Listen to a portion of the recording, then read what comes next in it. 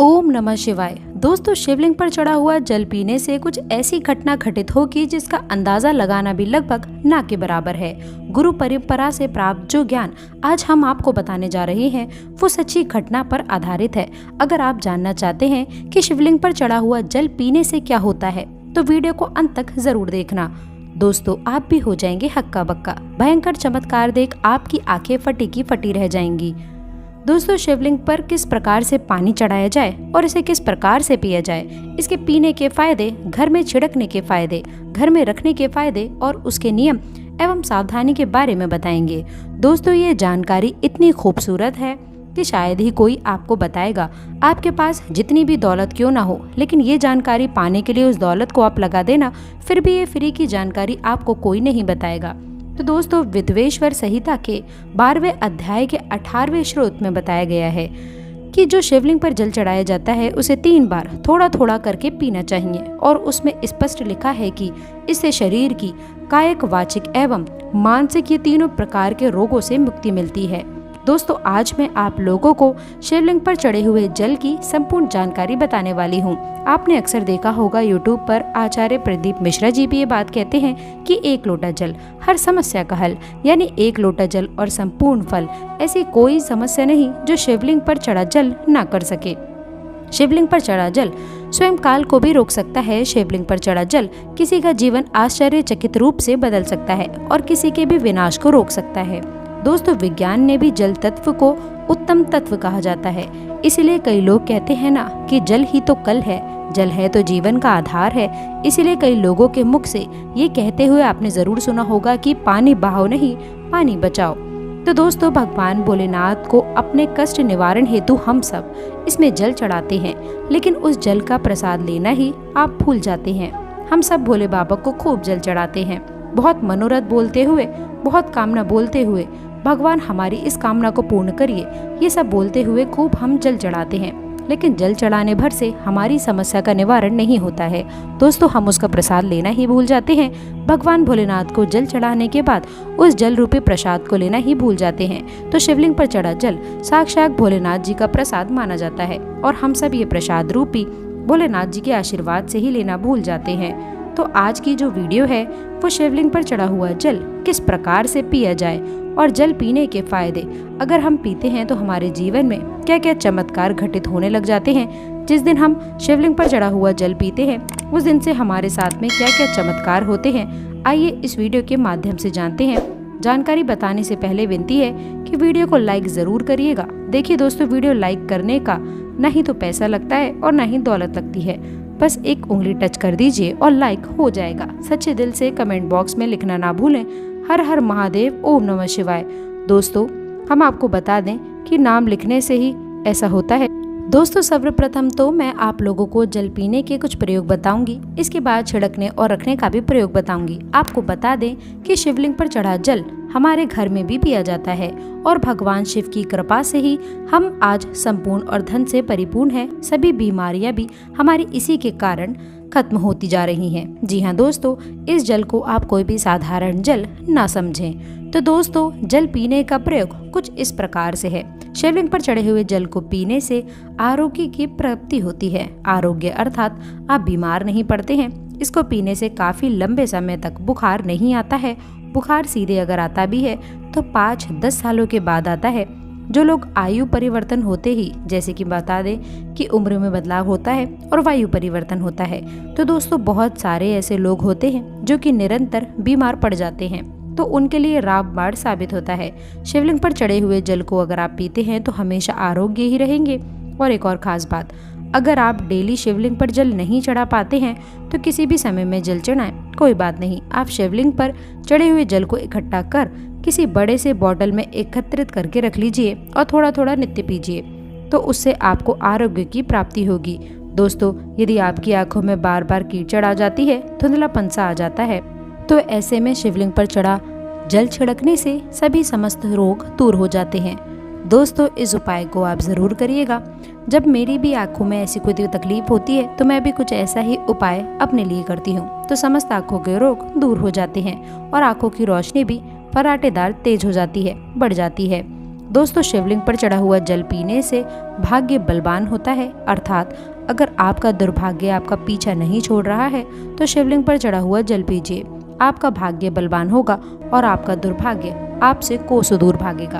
अगर किसी भी प्रकार का ग्रह दोष बाधा आपको सता रही है, आपको समझ में नहीं आ रहा, जिसके कारण दोस्तों आध्यात्मिक उन्नति रुक चुकी है, आप आगे नहीं बढ़ पा रहे हैं, या फिर सफलता की ओर जैसे ही आप आगे बढ़ते हैं किसी भी प्रकार की विघ्न बाधाएं परेशानी आपके जीवन में आ जाती हैं, तो ये सब नवग्रह के कारण होता है और अपने पूर्वीकृत कुछ कर्मों के कारण होता है।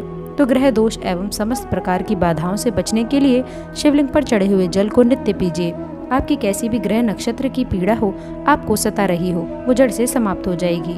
दोस्तों शिवलिंग पर चढ़ा हुआ जल पीने से शरीर पुनः कायाकल्प होता है दोस्तों, अर्थात जैसे ही आपके शरीर में बुढ़ापा आ चुका है, आपके शरीर में ताकत नहीं बनती, आपके शरीर में जोश नहीं है, आपके शरीर में पुनः शक्ति नहीं है जो कि पहले थी दोस्तों, तो आप उन्हें पुनः अपने शरीर का कायाकल्प करना चाहते हैं, अपने शरीर में नई ताकत लाना चाहते हैं, नई ऊर्जा का एहसास करना चाहते हैं, तो शिवलिंग में चढ़े हुए जल को पीना शुरू कर दीजिए। आपके शरीर में पुनः नई ताकत आएगी। अगर आपके द्वारा किसी भी प्रकार के पूर्वकृत पाप हो गए हैं जिससे आप पश्चाताप के रूप में आगमन पापों से मुक्ति पाना चाहते हैं, तो नित्य शिवलिंग पर जल चढ़ाइए और उस जल को पीना शुरू कर दीजिए। बीच में गैप हो जाता है तो आप एक काम करना कि शिवलिंग पर चढ़े हुए जल को इकट्ठा करके किसी पात्र में रख लेना और इसे आप पी सकते हैं। तो इससे पाप का भी नाश होता है, पाप का शमन होता है। दोस्तों अगर आप किसी मंत्र को सिद्ध करना चाहते हैं और आपको ईश्वर से वार्तालाप करनी हो, तो ऐसे समय में शिवलिंग पर चढ़े हुए जल से पीने से एक नित्य माला ओम नमः शिवाय का जप करने से सिद्धि की प्राप्ति हो जाती है। आपको बुरे से बुरे, अच्छे से अच्छे संकट का, शुभ समय का पहले से ही आभास हो जाएगा। आपको ढेर सारा लाभ मिलता है। अब आइए जान लेते हैं कि शिवलिंग पे चढ़े हुए जल को घर में छिड़कने से क्या होता है, ये जानना भी है ज़रूरी। तो शिवलिंग पर चढ़े हुए जल को छिड़कते हैं तो घर से गरीबी, दरिद्रता, दुख, दोष, शोक, इन सब का नाश होता है। लंबे समय से गरीबी से परेशान है, घर में दरिद्रता छोड़ ही नहीं रही है, घर में दुख है, घर में शोक है, इन सब का नाश शिवलिंग पर चढ़े हुए जल को छिड़कने से हो जाता है। दोस्तों अगर आप चाहते हैं कि आपके घर में भी स्थायी लक्ष्मी का वास हमेशा बना रहे, तो नित्य पूजा करने के बाद ही घर में शिवलिंग पर चढ़े हुए जल का पानी जरूर छिड़कें और इसी के साथ आपको धूप का भी धुआं जरूर दिखाना चाहिए। दोस्तों लोबान का धुआं दिखाना है तो इससे आपके घर में स्थायी लक्ष्मी का वास हमेशा बना रहता है और अन्नपूर्णा का भी भंडार बना रहता है। दोस्तों शिवलिंग पर चढ़े हुए जल का पानी घर में छिड़कने से घर तीर्थ जैसा पवित्र हो जाता है। घर में रहने वाले सभी लोगों का जो आचार विचार व्यवहार होता है वह बहुत ही सुंदर हो जाता है। सोचने समझने की क्षमता भी और लोगों की तुलना में 1000 गुना ज़्यादा वृद्धि होती है, बढ़ती जाती है और आपके घर में हमेशा एकता बनी रहती है। किसी भी प्रकार की लड़ाई झगड़ा आपके घर में कभी नहीं होता है। दोस्तों मैं ईश्वर की सौगंध खाकर कहती हूँ, जो लोग ईश्वर पर भरोसा रखते हैं, नित्य पूजा पाठ करते हैं, उनका बुरा कभी नहीं होता है। दोस्तों शिवलिंग पर चढ़े हुए पानी का छिड़काव करें, आपके घर का वातावरण पवित्र रहेगा। शिवलिंग पर चढ़ा हुआ पानी जिस घर में छिड़का जाता है वो घर भी तीर्थ जैसा हो जाता है। उस घर में साक्षात लक्ष्मी नारायण वास करते हैं। समस्त तीर्थ एवं देवी देवता गण वहाँ पर वास करते हैं और आपके घर में सुख शांति का हमेशा वास बना रहता है। घर का वास्तु दोष समाप्त हो जाता है शिवलिंग पर चढ़े हुए जल को छिड़कने से ही। यदि आपको ऐसा लगता है कि आपके घर में धन नहीं रुकता है या फिर आपके घर में नए नए प्रकार के भयंकर दोष, पितृदोष, नजर दोष, शनि दोष, काल सर्प दोष, मंगल दोष होना शुरू हो चुके हैं, जैसे अचानक से घर में आग लग जाना, कई प्रकार की ऐसी जो क्रियाएं हैं जो घर में वास्तु दोष लगने के कारण होती हैं, तो घर में जितना जल्दी हो सके चाहे कुछ भी हो जाए, आग लगे सारे उपायों को तब आप बिना देरी किए हुए शिवलिंग पर जड़े हुए जल को छिड़कना शुरू कर दीजिए। घर के सारे वास्तु दोष अपने आप ही समाप्त हो जाएंगे।